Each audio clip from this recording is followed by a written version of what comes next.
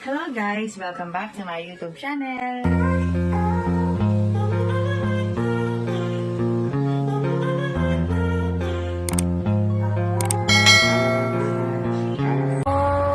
Siyempre, medyo tahimik kasi ina-analyze po talaga namin yung game kanina.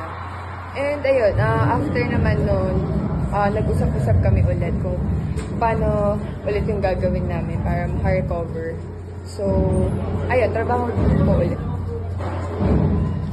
Nung past 2 games mo, medyo nag-struggle ka dito sa semis. Tingin mo, ano lang yung kailangan mong gawin para mabalik yung laro mo? Siguro, more on kumpiyansa po sa palo. Kasi, doon talaga ako nag-off. Pero siguro po, medyo finocus ko po kasi talaga yung pasa at yung defense.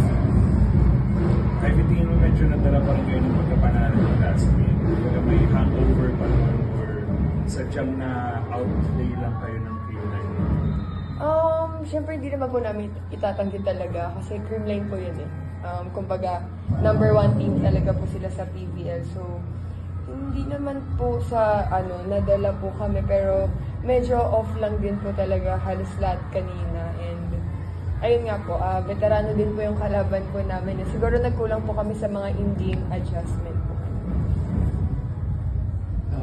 Knowing na yung kalaban niyo Petrogas could be a winner take all na para sa finals, paano lang yung pinag-usapan na bibigay niyo lahat yan?